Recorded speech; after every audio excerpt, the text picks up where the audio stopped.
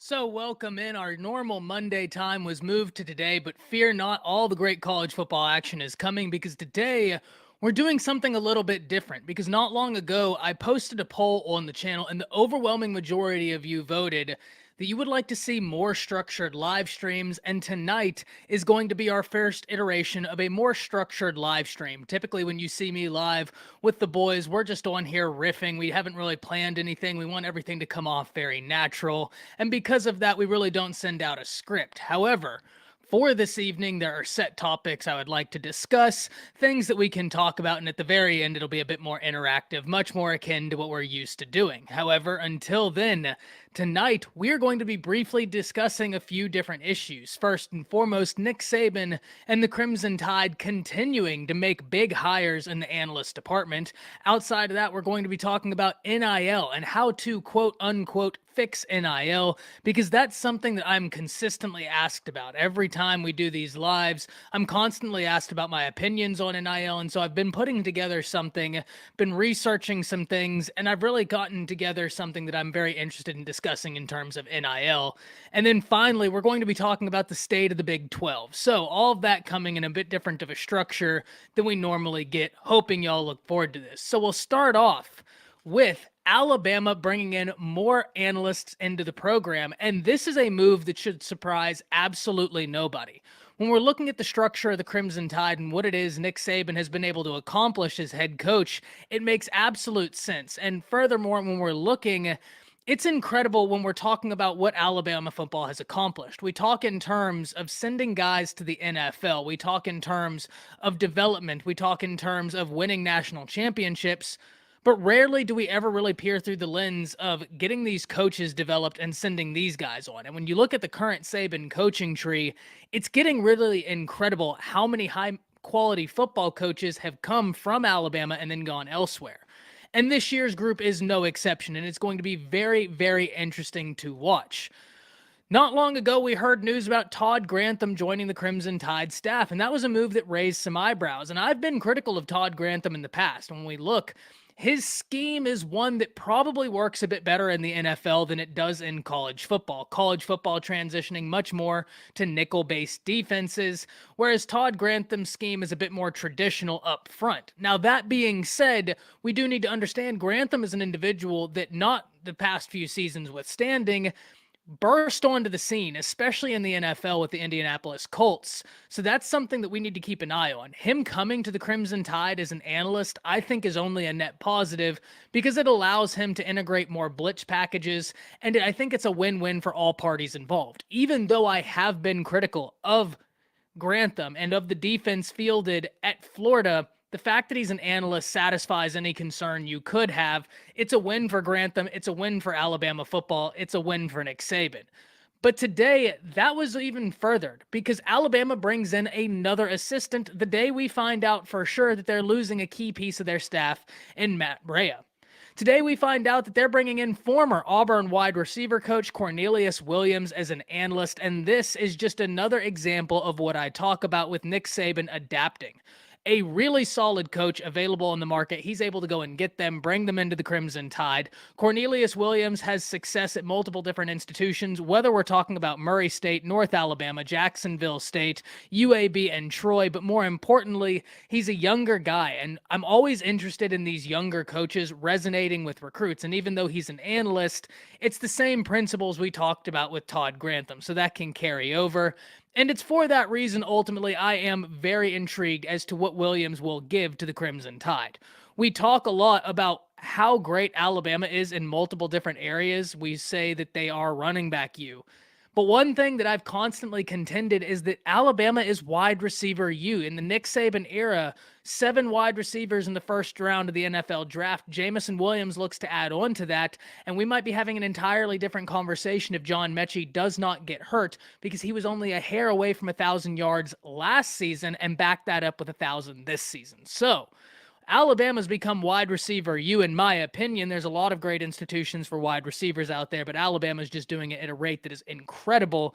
And Cornelius Williams is an installation into this offense I'm very interested in seeing. Let's talk about some of the comments in here. Edward, what's up? Thank you for being in here. Brock says, roll tide, absolutely. Says, Georgia fans think Alabama Crimson Tide dynasty is over, is so delusional.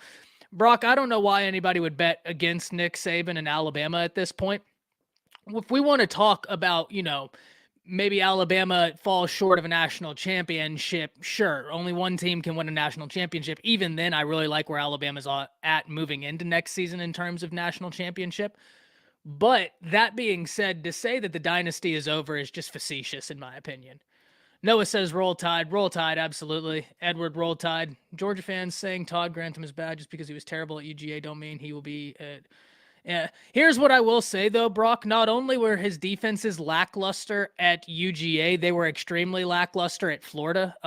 In fact, a few years ago, I even made a video, not a few years ago, right before last season, I made a video talking about that I was surprised that he was even retained by Florida. I mean, the defense was historically bad under Grantham. And I think a lot of it goes into, one, he didn't have the pieces he needed for the style of defense that he wanted to run. Like I said, I think his defense is a bit more formulated for the NFL. And when you actually look at his NFL success, whether that be with the Indianapolis Colts, in which he did great work with their defensive line, and then backed it up with great work with the Houston Texans defensive line, when you look at the production he was able to give to those guys from a schematic standpoint.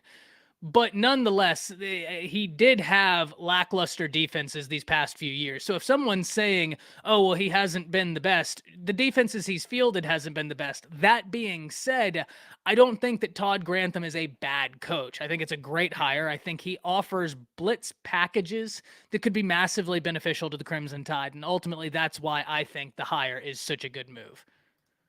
From this national, we will be back in the top. Oh, I don't disagree that we'll be back in the top. It's just only one team can win, and it's going to be difficult. A lot of good teams are going to be out there, but certainly Alabama is going to be on a tear. I don't think they're going to drop off at all. Do I think Alabama will be better than last season? Edward, this is a great question, and one of the answers we can do to that question is, what is the offensive line going to look like for the Crimson Tide?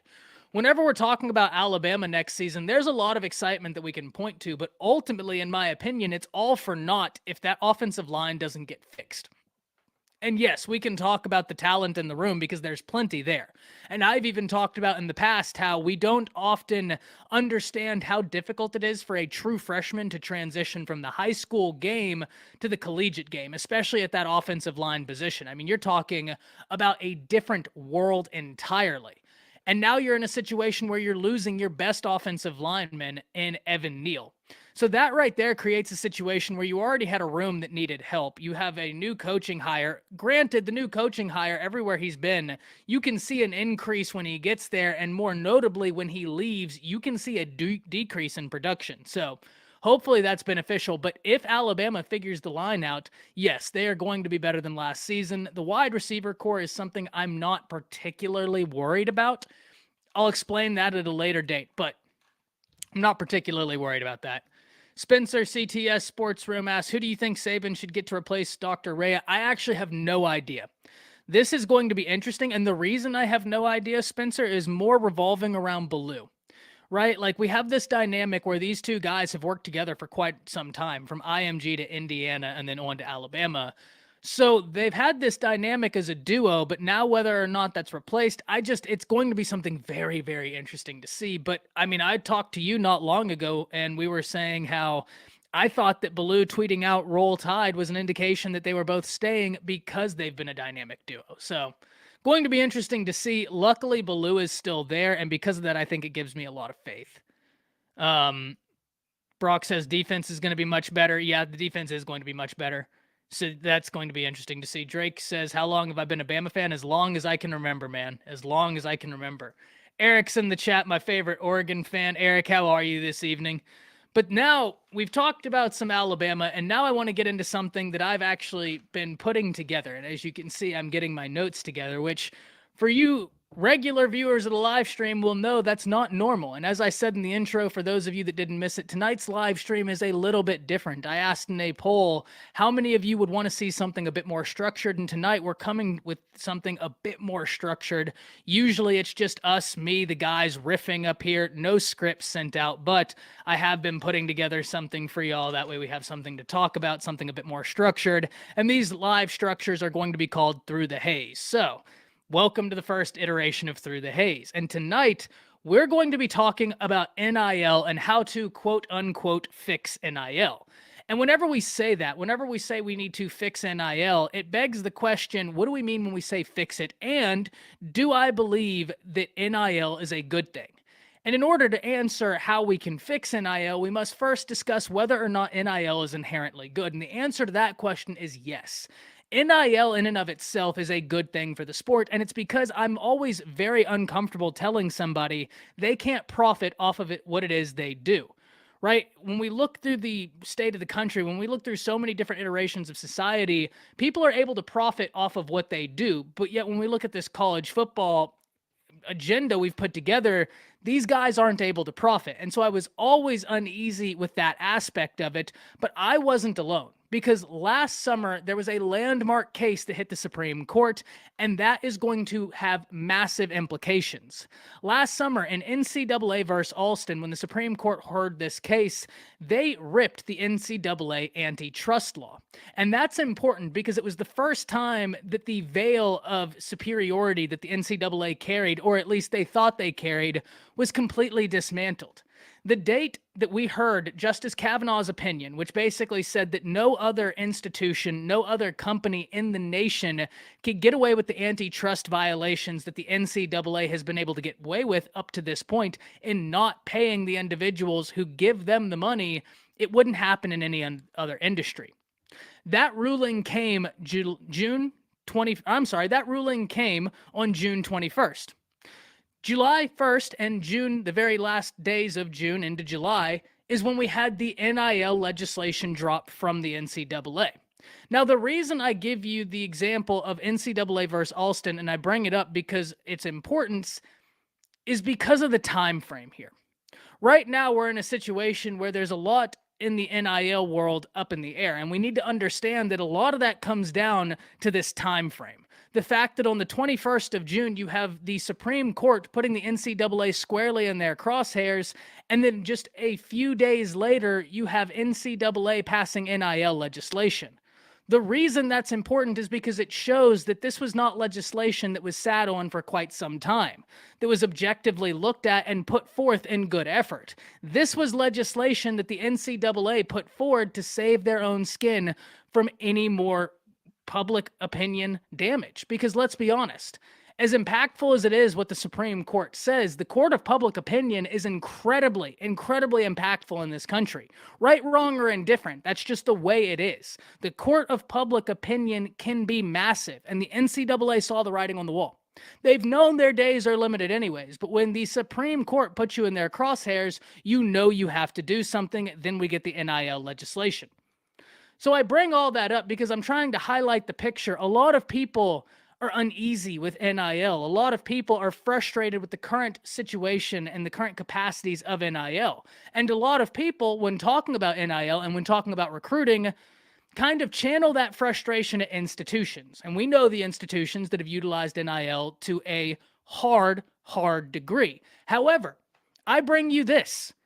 Your anger, your frustrations are misplaced. It's not the fault of the institution to adhere to legislation that is put together in bad faith.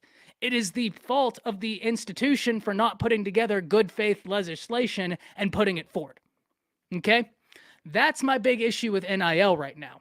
We have so many people upset at these institutions who utilize the laws on the books, and not enough people really pointing the blame at where it needs to be pointed, which is the NCAA, and not really thinking through the legislation they're putting forward. And furthermore, it's the NCAA doing this out of a reason that doesn't even come from a good place. They're doing this out of a reason because the Supreme Court put them in their crosshairs. That right there is one of the ways when we're talking about how to fix NIL that it gets so complicated. And it gets even more complicated when you have state legislatures not on the same page. The reason I bring that up is because states that knew that NIL was an inevitability, states that knew that this was around the corner, it was a matter of when, not if, such as Florida and Alabama, were forward thinking in their NIL legislation, and they put it out before NIL legislation ever came from the NCAA. those states were punished because at the point when the NCAA put forth their NIL legislation, it was incredibly, and I do mean incredibly, barren.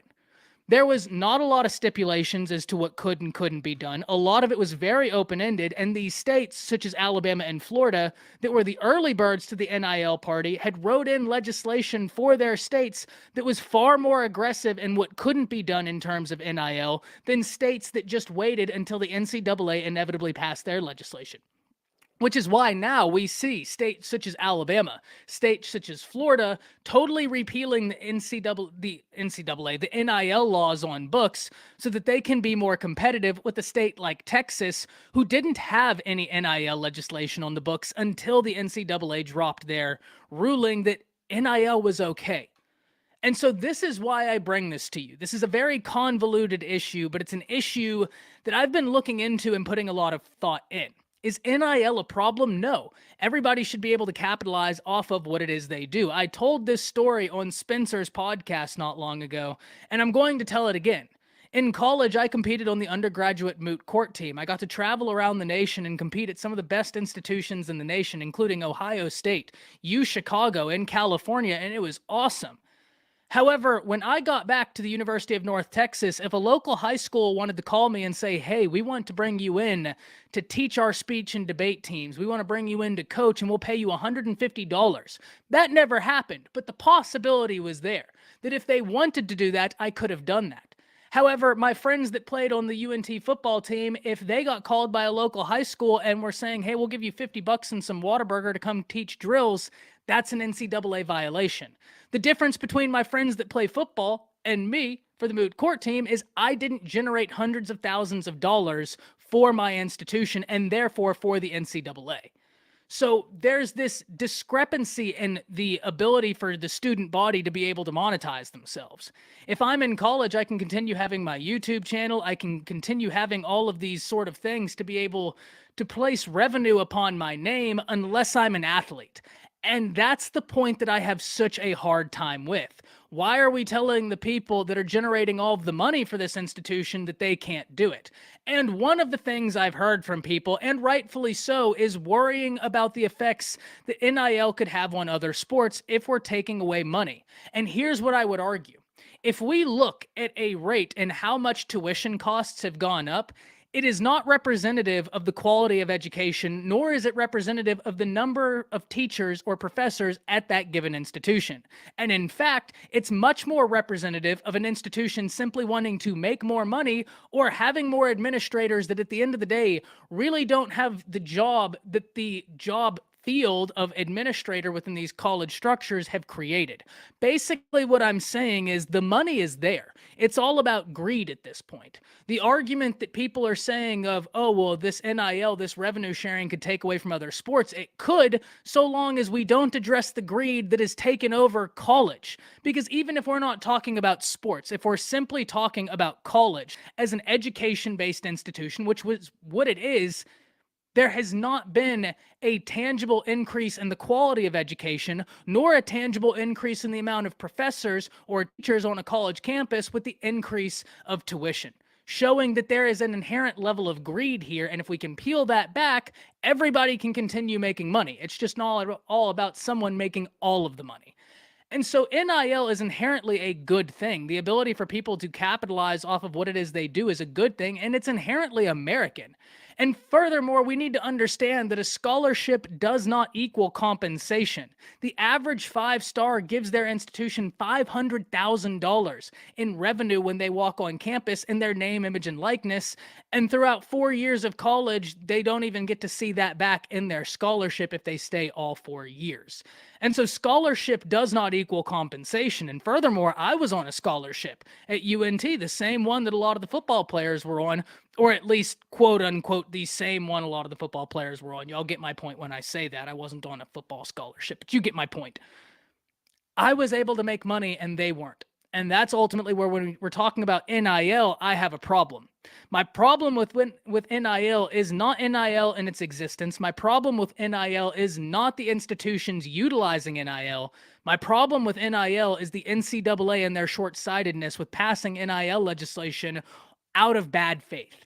And that in my opinion, is what we have and what we need to worry about. And as Brock said in the comments, NIL is being abused, in my opinion. I don't disagree, Brock, but this is why I bring this up. The anger and the frustration that we can feel of the inadequacies of the NIL system right now need to be placed at the feet of the NCAA rather than the feet of the institution. It's not Texas's fault. It's not Texas A&M's fault that the NCAA passed legislation that had no guidance and then they capitalized on it. If you have a governing body taking care of an organization, and the NCAA is a governing body for college football, you would hope that they would have something a bit more thought out, and that just simply wasn't the case. So NIL is going to be something that is constantly shifting. It's going to be something that is constantly changing, and we have to watch that because this is the first iteration. And one of the things I told Spencer when we were talking is because this is the first iteration, it's much like a pendulum. And I know I use this example for everything.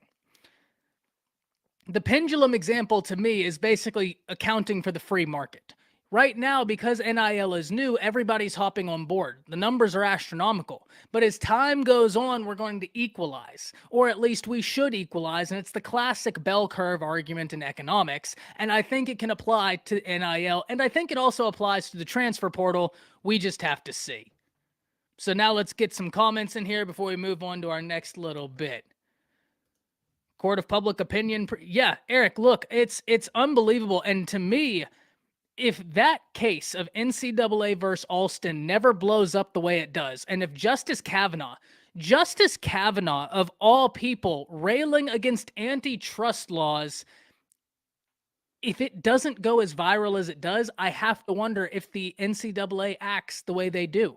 Once again, I want to give the timeline out for you. June 21st, Justice Kavanaugh rips the NCAA for their antitrust laws and the way they're structuring their business. June 30th, NIL legislation is passed.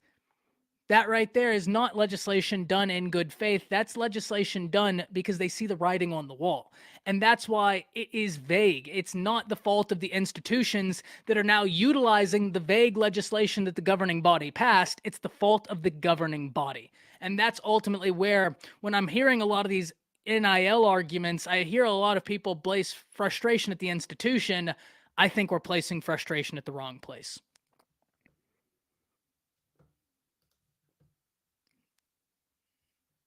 Do you think that if and when a student athlete can fulfill their...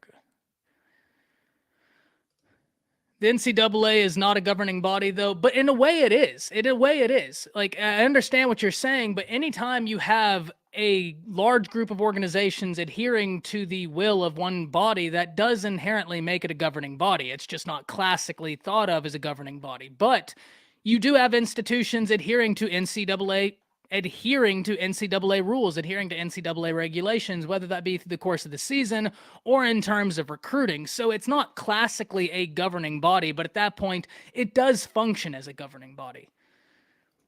Edward asks, do I think Jermaine Burton is a good fit for Alabama?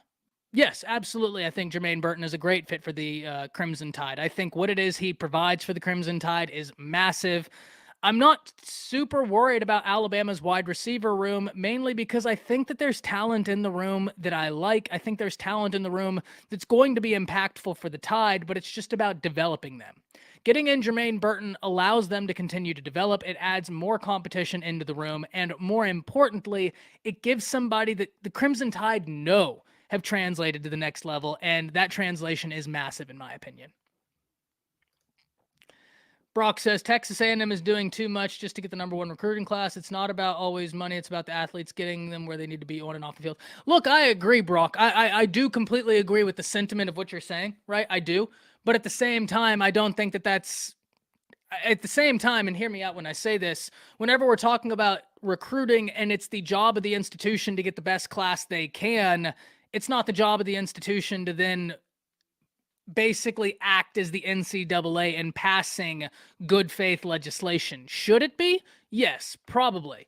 But at the point where the NCAA was so ineffective in passing good faith legislation, I can't put the blame on the institution. Yeah, completely agree, Brock. I'm not worried about wide receiver. I'm curious about wide receiver, not worried. The offensive line, though, is where I'm ultimately really looking. That's where I'm going to have my most questions. Now, we're going to finish up tonight's live stream with one more topic, and we're going to be talking about the state of the Big 12. We're having another live stream on Thursday. If you want to see some things on that, go ahead and comment them down in the comments. Like it while you're in here. That way we know what to structure for the Thursday live stream. But right now, we're going to be talking about the state of the Big 12. Because I've had a lot of people asking me, one, what I think the Big 12 is going to look like with the future, with the two biggest teams leaving. Two, what do I think Texas is going to do? And three, what do I think Oklahoma will do? And we'll start with the first. What do I think that the future of the Big 12 looks like with the two biggest brands leaving? And for simplicity's sake of this argument, we're going to assume that the leave date is 2025. Dates have been thrown up. It could be sooner, it could be later. However, for simplicity's sake, we're going to assume that the date is 2025. So what does this mean for the Big 12? Well, even though I really like the teams that they're adding in, and I think that they did knock it out the park in terms of adding in Houston, in terms of adding in BYU, I really like the teams they added in. I think they're going to add something to the Big 12. I think the Big 12 will be of massive benefit to them, but we still have to be honest in realizing that you're not losing two ordinary teams. You're losing two teams that rank within the top 10 revenue earners of college football in Oklahoma and Texas. You're losing a certified blue blood programs, right? Like the history that each of these programs has, Texas has been a up and down program through their history, but when the highs are there, they're very high. When the highs of Texas are there, they're very high. And then you look at the capacity the state has in a recruiting standpoint, huge ability. Oklahoma is a blue blood. I mean, just look at the history they have in terms of winning, in terms of conference championships, national championships, draft picks. You get my point. You're losing two of the top 10 revenue earners, so inevitably your conference is going to be hurt. Now, will they be able to inherently represent themselves well in the college football playoffs? Well, that's interesting, and that's what we have to see. It all depends to me on Baylor and Dave Aranda, because Dave Aranda is doing some awesome things in Waco right now, and if he's able to continue that, I think we need to keep an eye on what that could look like. Because after OU and Texas leave, we have to ask, what's the status of this conference? Who's going to take that next jump? Because there will be a vacuum. And whenever there are vacuums, there's a power struggle. There's a power struggle. And Baylor is in a great place to seize on a power struggle right now. We can talk about Iowa State and how they've been. Iowa State has had some great teams under Matt Campbell, but in my opinion, and one of the things I talked about a year ago now, was that last season was going to be telling for Iowa State. That was their best opportunity to do anything, and they came out flat.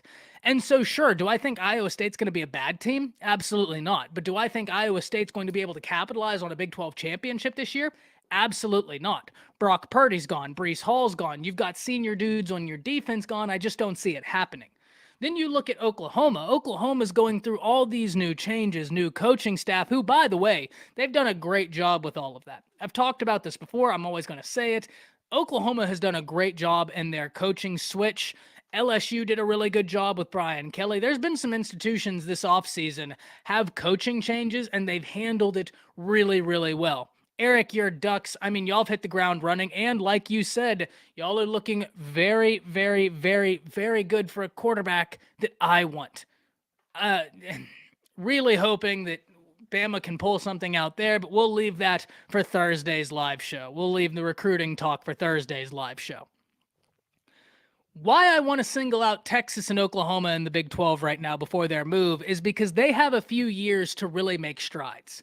And when we look at the University of Texas right now, they're in a precarious position because Texas has just had a year that was down. I mean, real down. And we knew that it would be a process with Steve Sarkisian, although I didn't know it would be that down of a year. But coming into year two, you've seen what needs to be fixed. You've been able to go out in recruiting and get a great offensive line haul, which when we're talking about that, look, let's all be football fans here. You know, whether we're me, Alabama fan, Oklahoma fan, Oregon fan, whoever you're a fan of, let's all be football fans here. Kyle Flood got two unbelievable offensive line classes back to back. We're talking about what he did at Alabama when he recruited the number 1 tackle in the nation, the number 2 tackle in the nation, the number 2 guard in the nation, and the number 1 center in the nation. And then he backed it up with Texas's current offensive line class.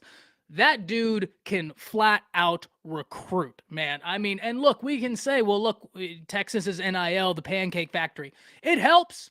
Nobody in their right mind would argue it doesn't help. And anybody that is arguing that NIL had nothing to do with it is being facetious. However, he was able to do it at Alabama. And I understand recruiting at Alabama, you have that script A, right? That's become a brand in and of itself.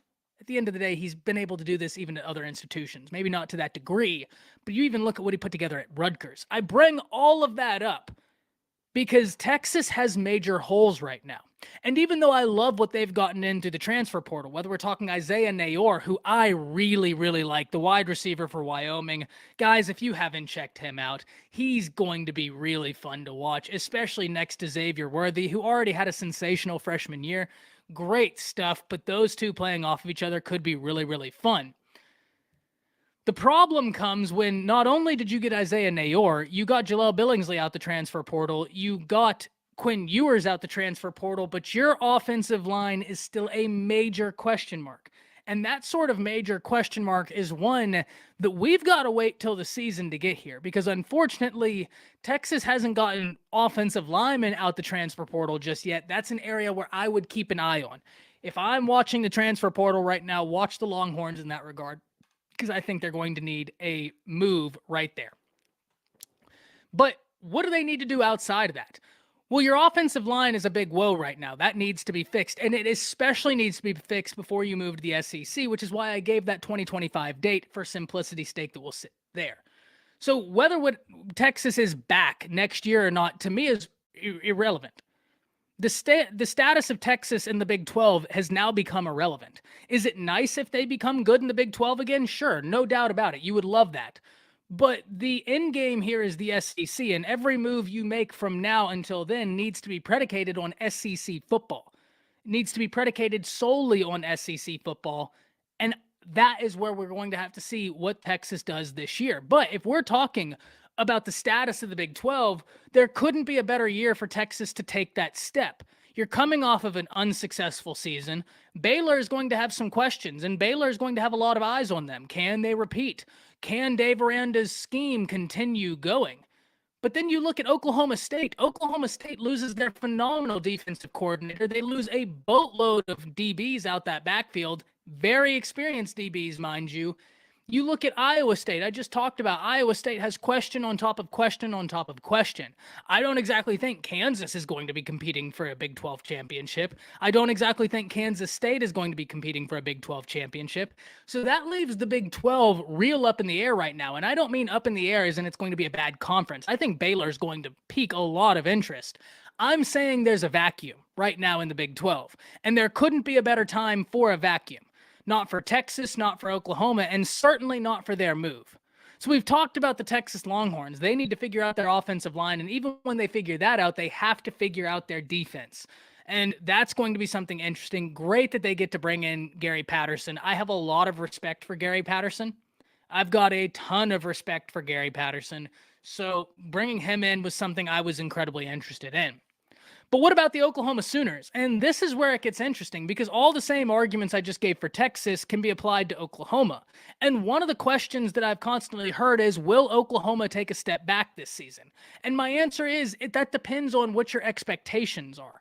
If your expectations is that the Oklahoma Sooners are going to win a national championship this year, then yeah, they might take a step back. But if your expectations are that Oklahoma is going to match the season they just had, no, I don't think they're going to take a step back. I think the season they just had is very realistic and is going to be a very realistic kind of blueprint for the season they could have. Now, that's not to say that we're going to be talking about a football game in which we're frustrated with how the Sooners played, nothing like that. I think the Sooners are going to play good football, but I don't think they're going to take a step back. And part of the reason I feel like that is this vacuum in the Big 12. that comes at such an important time for the Sooners, because if the Big 12 is in a really strong position right now, not saying it would inevitably hurt the Sooners, but it would make things a bit more intriguing. Whereas, yes, there's going to be intrigue around Norman, deservedly so, but if there was ever a year to have it, if there was ever a year to replace everything you're replacing, it's with the move date to the SEC still years in the making. You get in a coaching staff that, let's be honest, is probably a bit more predicated for SEC football than the previous one. We're going to have to see when the results hit the field, so we're going to put a question mark in that statement as of right now. But nonetheless, you get a coaching staff that you at least like the thought of taking you into the SEC, and you get to enter the Big 12 in a year where everything is new for you and so many other teams. So the state of the Big 12 is going to be awesome this year. It is going to be such an intriguing conference to watch, and because of it, you can sign me up. But guys, that's it for the structured portion. We're going to go through some comments now, and then we'll end it for this evening. So let's see. Matt says, how do I feel about OU not taking a step down from what Riley was doing? Yeah, Matt, like I just said, everybody's always talking about, is OU going to take a step down? And you have your people that are going to say yes, you have your people that are going to say no. But the reason why I wanted to define it, one, I did speech, debate, and law. I love defining anything because I think it clears things up and creates bright lines, which are necessary for conversations such as these. The reason why I needed to define what are your expectations for Oklahoma football is because that's going to answer the question. Going into last season, the expectation around Oklahoma was college football playoffs at least. If that's your expectation, maybe you could take a step down. If your expectation is replicating the season you just had, which is 10 plus wins, 2 losses, yeah, I don't think that you'd take a step down at all. So it's all about what your expectations are. Simply to say, Matt, I don't think that Oklahoma is going to fall. And I think you and I have had this conversation before, whether it be in other lives or in the comments. You and I have talked about this before. First off, thank you for coming in here this evening. But I don't see a fall from Oklahoma, right? I think if they replicated this season, I wouldn't bat an eyelash. Jeez. Talking is hard. Talking is very hard. We did it to OSU and y'all didn't believe in us. Oh, talking about Georgia, Oregon. That's going to be an awesome game. I cannot wait. I can't wait, Eric, for Justin, Flo, and Sewell to play together. Like, that's the one thing with Oregon football. I am just counting down the days until I get that. When I get that, I will be a very, very, very happy Alabama fan watching Pac-12 football. I will be a very happy Alabama fan. And you'll know it. I'll make a video on it instantly. I mean, I will be so happy. Those dudes, guys, if y'all want to just watch something and smile, everybody in here loves football. Go watch Noah Sewell's highlights. Go watch Justin Flo's highlights. I'm sure you guys have seen it. But goodness gracious. I mean, Oregon fields a super weapon at the inside linebacker position. 2 super weapons at the inside linebacker position. One of them has dealt with injuries. The other, as Eric says, is underrated. And I couldn't agree more, Eric. I truly do. I've never seen anybody who is built the way he is move the way he does. It is wild, right? Like, you look at him and you're thinking, oh, you're going to be in early 2000s, late 90s. Eric, I want you to comment right now. Am I wrong in saying when you first look at Noah Sewell, you're thinking he's going to be an early 2000s, late 90s linebacker? You know, big body. He's going to stuff up the middle. He's going to be a run stuffer. And then all of a sudden the play bounces to the outside and he's hawking dudes down. I mean, this guy right here is must-see action. Must-see. Noah Sewell is awesome to watch. So he's so much fun to watch. National champions for the first time in 40 years. Yeah. Look, Lanning is a great hire by Oregon. Lanning is a great hire. Not only is Lanning a great hire, but Tosh Lapoy. I mean, come on. That's a great hire. But that's the point, Brock. Like, you get it right here in your comment, whether, you know, you're commenting completely understanding like the point I'm making or not. There have been so many institutions. Oklahoma is certainly one of them, but Oregon's hiring process afterwards was great. Oklahoma's was great. LSU did a great job in their hiring. This offseason has been very, very, very impressive. Yeah, completely agree, Eric. I think that it's overshadowed because of the way everything happened. The brands we're talking about. You're talking about USC, right? I mean, if you can reignite USC, you've done something.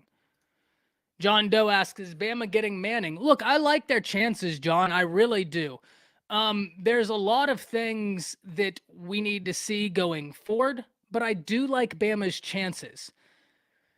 With Texas possibly bringing in Cutcliffe, though, that is something we have to watch. Cutcliffe has that relationship with the Mannings that's long standing, but I think that the Manning recruiting process is expanding and not shrinking, if that makes sense.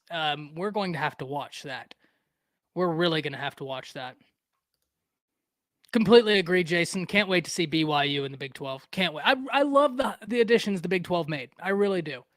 John Doe says Texas needs Anthony Hill at linebacker. Brother, Alabama needs Anthony Hill at linebacker. Oh, yeah, anybody that can get Anthony Hill needs Anthony Hill. I live in Denton, so right down the street from Denton Ryan, actually. That dude, seriously, like I watched him as a sophomore when Billy Bowman and Jatavion Sanders were on that team, and you knew that he was going to be special when we're sitting there watching the state championship game and we're sitting there watching and I'm pointing this guy out like, who's this? Incredible. Eric says you'd like to see Arch go to Ole Miss. I think that would be cool, right? I think the college football fan, the college football historian, and us all would kind of like to see Arch at Ole Miss. Now, the Alabama fan in me would never admit that, right? So you didn't hear that from me. The college football fan in me is a separate person. How do you think Marcus Major will do? I think very well, Sterling. I talked about this not long ago. When we look, right, we're talking about Jeff Lebby and his new system that he's bringing into Oklahoma, which is not going to be a total change from what Oklahoma has run, but it is going to be a bit different. Jeff Lebby loves his RPOs, absolutely loves his RPOs. And if you look at the rush breakdown, I might mess up some numbers here, but you'll get the gist of the point I'm making, Sterling. When we look at the number breakdown of Oklahoma's rushing attack for the past few years against Ole Miss's rushing attack, there are a few things that stand out. First and foremost, in both years, Oklahoma had someone who had more carries, right? So, like this past year, Oklahoma's leading carrier had more touches than did Ole Miss's leading carrier. However, when we looked, Oklahoma only had one individual that really got the lion's share of rushing touches for the Sooners. When you look at Ole Miss, they had several guys splitting the carries. And so when we talk about that, that's where I think we're going to see more names and we're going to see them utilized, for lack of a better word, better, right? And that's for lack of a better word, better. We're going to be seeing the running backs utilized better under Jeff Lebby because I love the way he spreads his touches around. Now, here's the one thing I will say. When we look at who carried the ball the most in a Jeff Lebby offense last season, it was the quarterback. So this is a guy who likes a mobile quarterback, but also when you look at the wins he's procured on the recruiting trail, it makes sense. We're talking Dylan Gabriel, we're talking Nick Evers, we're talking Jackson Arnold, all goes in line. So I think Marcus Majors is going to be in for a much better year. I think he's going to have a good year. I really want to see Eric Gray boom, Sterling. And maybe that's because I have a little bit of a personal thing with Eric Gray. I've always really liked his game, but I'm really interested in seeing what he does with Lebby. Thank you for the question. Brock, are you asking how I think they'll do, or what do you think about that? What about the QB Nico? Where do you think he will go? Look, I felt pretty darn good about Alabama's chances with Nico. And I'm not saying it's done. But he grew up idolizing Marcus Mariota. Okay? He grew up idolizing Marcus Mariota. And Oregon made a lot of very compelling hires. They did. They really did. And I'll tell you this, if Oregon goes out there and has a more high-powered offense this season than they have, it's going to be tough to keep them away from the Ducks. But that being said, you can never count out Alabama. Until ink is on paper, you can't count them out. So, boom. It's going to be interesting, but if you ask me if signing day is tomorrow, Where does Nico go? I got to give it to my man Eric's Ducks. And I'd love him to be with the Tide, but if you're asking me if he signed tomorrow, where I think he'd be, I think it'd be Oregon. Man, what's the Pac-12 championship next year? Oregon, Utah, Oregon, USC, not Oregon. This is the question, Eric. This is the question. When you look at college football right now, the Pac and the Big 12 are in for a great year next year because who's going to win it? I don't know. Like we can literally go in circles, right, with both of these. Now the Big 12 might be a bit more cookie cutter, but point remains, right? Like personally, as much as I think USC is going to boom, for any OU fans in here, I am sorry. Y'all know I got a lot of respect for Oklahoma, but I'm a college football fanatic. I love all of college football. There's really not teams I dislike. I do think USC is going to improve. I really do. I think that the hires they've made have already ignited excitement for the recruiting base, and that's something we really haven't seen in recent memory from USC. But as I said last year with Texas, hype is amazing at this point in the season. And in fact, if you can capitalize off hype at this point of the season, good on you. Because that's all you have if you're Lincoln Riley not right now. Because he hasn't played a game for USC as the head coach. So we don't have anything else other than this hype, right? Great that it's there. But my biggest question with USC, what is the defense going to look like? What is that defense going to look like? I know a lot of people point out the offensive line. The offensive line needs to improve. I do believe that the offensive line will improve because when you look at how they finished the year, they finished better than they started. So I do think that that will improve. My biggest question is that defense. Like I'm really concerned about the defense. Jason asks, do you ignore USC's O-line, D-line, linebacker, and secondary? But once again, Jason, if we really look at the numbers, their offensive line, though not great, finished better. My biggest concern is more of the defense, and I'll tell you why. Because we've seen Lincoln Riley, at least to some degree, be able to figure out deficiencies on an offense. I've never seen a Lincoln Riley coach team be able to figure out deficiencies on defense. He might not be a defensive guy, Grinch is, and sure, Oklahoma was making strides under Grinch, but man, I've just never seen that happen. And so you're not wrong, and I don't want it to sound, Jason, like I'm saying, oh, well, USC's offensive line really finished the year strong. That's not my point here. My point is that they got better. And if you start bad, the only thing we can ask is that you get better. But the point that I think that we should really focus more on is the defense, because that's where I completely agree with you. In fairness, though, I will give you one move Lincoln did that I think is probably the best move he's done since he's been at USC. Eric, very interested in hearing from you. Texas homers in the chat. Longtime viewer, first-time commenter. Do you think Texas wins the next 100 championships or the next 99? I have it bet on the next 97, so we're kind of splitting hairs there, Homer, but we'll convene and talk at a later date about that. If y'all don't, go check out Texas Homer's channel. He's going to be a frequent of this channel. He lives right down the street from me, ironically, right? So go check out his channel. If you're into docu-series style content, unbelievable production, unbelievable resources, and I learned so much watching his channel. So it's going to be a lot of fun.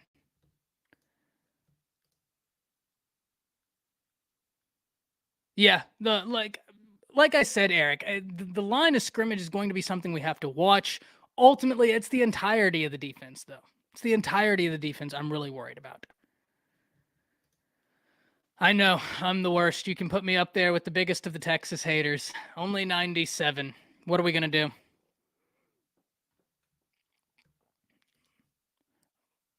Civil War last long. Jason says Stanford's going to run them into the ground week 2. Well, yeah, and that's where it gets really interesting, Jason, is because then we can talk about the stylistic approaches to not only some of the offenses in the Big 12 and how they can give Grinch's defense problems, but also some of the defenses in the Big 12 and how they can give Lincoln Riley problems, right? Like, both of those ideologies exist and they are valid. Jimbo's not a fan of Bama. Hey, it is what it is. Brock says, Homer, y'all not beating Bama. We're going to blow y'all out. Hey man, it's gonna be a fun game, Brock. I'm trying to go, but geez, tickets so expensive. Who knows? Who knows? I feel like it was a few years ago that we were always having the conversation about Stanford, that this is a team that's very good, but not great. Every single year, it felt like it was more of the same with Stanford. You knew exactly what you were going to get. You were going to get very solid defense. You were going to get expected offense, but even though you knew it was coming, they were still effective enough to at least do it on you, and you were going to face a good team. But geez, this year they're all over the place. This year and that was the big problem, Eric, and you pointed it out right here. This is something I talked about in the past. Oregon put themselves in a precarious position because you have such an impressive win against Ohio State, but then you have such a bad loss against Stanford. And it's kind of like the scale of where do we go from here? But who knows with Stanford?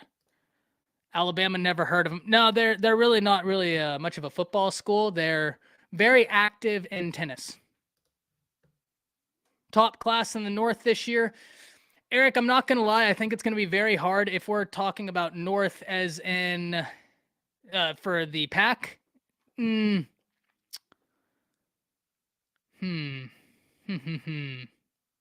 it's all said and done, I'm actually going to go with your Ducks. Oh. Gotcha.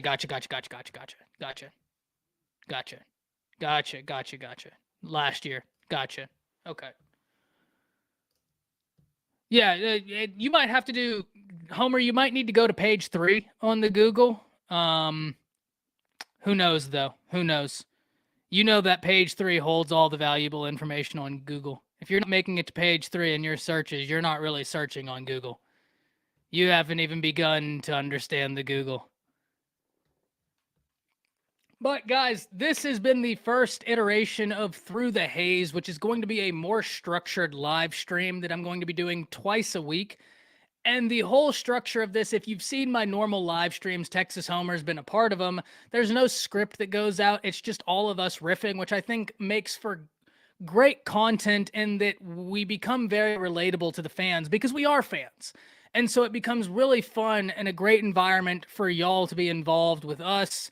And it's just a great learning process all around. But in these, I'm going to have some topics prepared. I'm going to be having some things where I'm more just straight riffing into the camera. And then after that segment is done, after that topic is done, and at the end of the live stream, we'll go through the comments and do our typical stuff because y'all know I love interacting with y'all in these live streams. It makes it so much more fun.